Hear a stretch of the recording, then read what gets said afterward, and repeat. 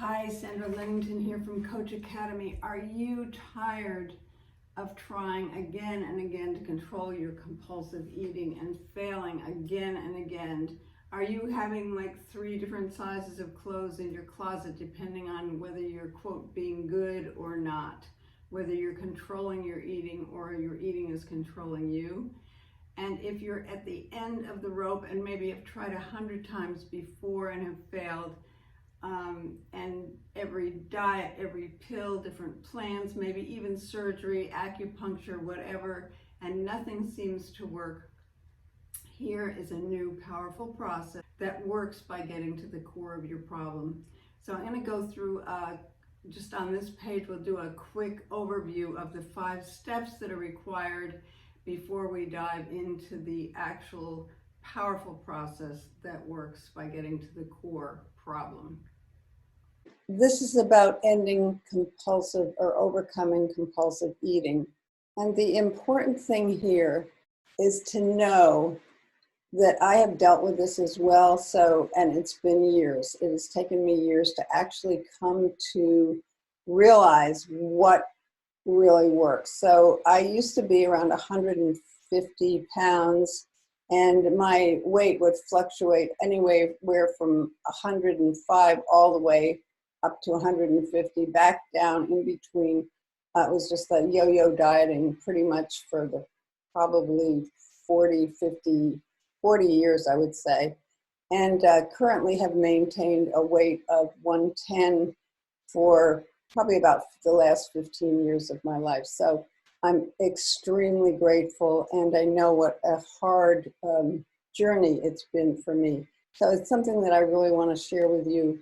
What doesn't work, obviously, is the part where you diet, so you feel restricted, then you feel deprived, then the craving hits, then you end up giving in, and then you binge, then you guilt, then you start the diet. So it's just like a roller coaster, up, down, up, down, up, down. It's just horrendous. It's a horrendous way to live. So the first step is recognizing what does not work. The first step is awareness. The whole thing is you're fighting the wrong war. You're fighting a war against donuts, sugars, fries, salt, whatever your comfort food is. And in so doing, you are fighting a war against your very own self in the shape of your body. If I can only shame it enough, if I can punish it enough, if it will shape up. And how has that worked for you? So I get on the scale and I've lost a pound, so I feel good about myself. I let it color my whole day. I may even give myself a little treat and eat well. But if I gain, it's time to get the whip out and punish myself. And this often extends into my being judgmental and mean not only to myself, but it comes out in my behavior to my spouse, to my kids, everybody around me. So the war that I'm fighting is not the right war. So you are fighting the wrong war. That is step 1, the realization and the underlying belief, if I can only lose my weight, my life will be perfect and I will be happy. The truth is that once you lose the weight, you're not happy because you have not really dealt with the core problem, as I talked about in the beginning. So step 2 then is admitting and surrender, which means to just admit that you're defeated. The war is over, you lose. And if I could have won, and you too probably can identify with this, if I could have won, I would have won by now, because God knows I tried everything. And I'm not just talking a few years, I'm talking decades of trying everything possible.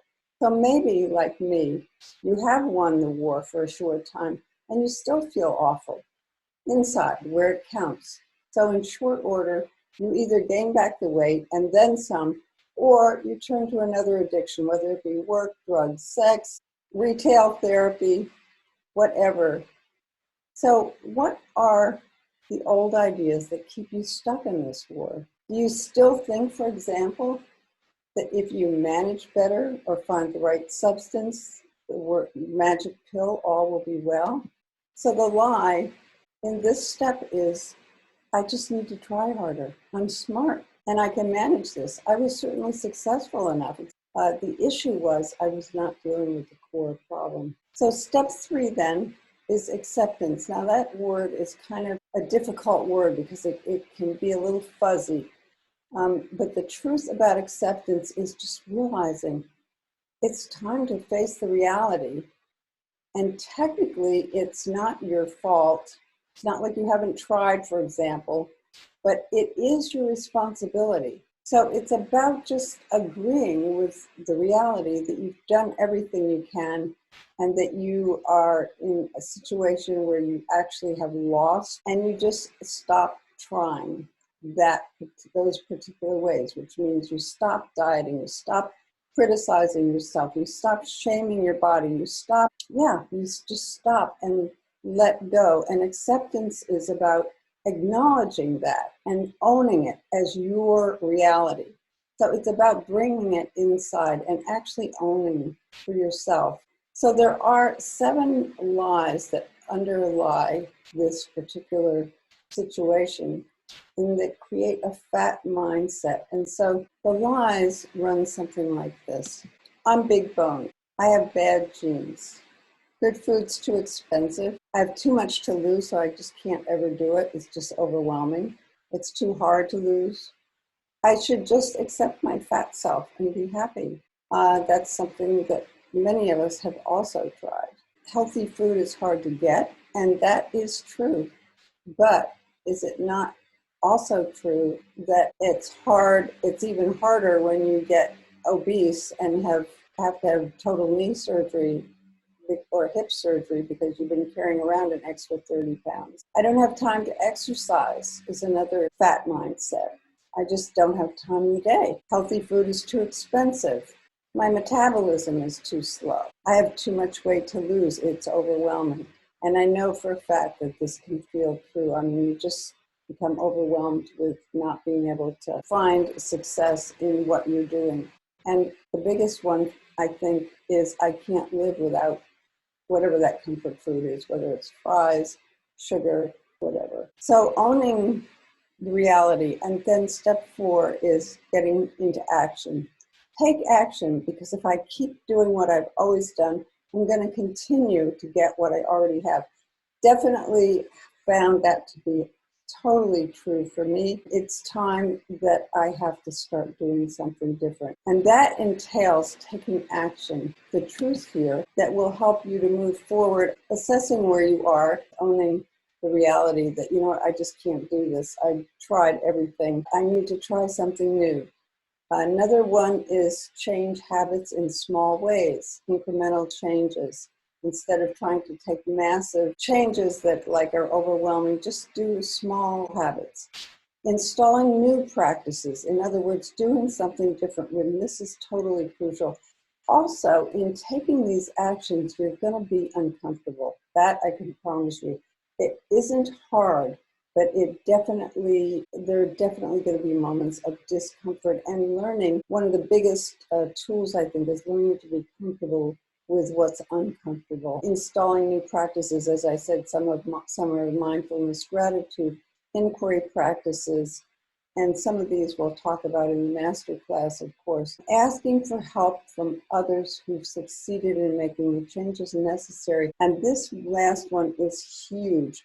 Joining others for support. We do not do this alone. Much to my distress to find that out, it's not done alone. It's done with guides. It's done with fellow travelers. It's done with support, and that is so, so crucial. And then step 5 is aligning with your true identity, because your sense of self, and again, this is the core, your sense of self, or how you identify yourself, will determine your behavior.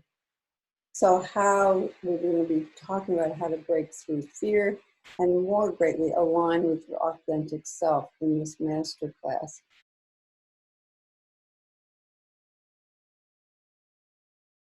So maybe the risk of remaining in the chains of compulsive eating is now for you more painful than the risk it might be of having a little discomfort and of breaking free of these chains.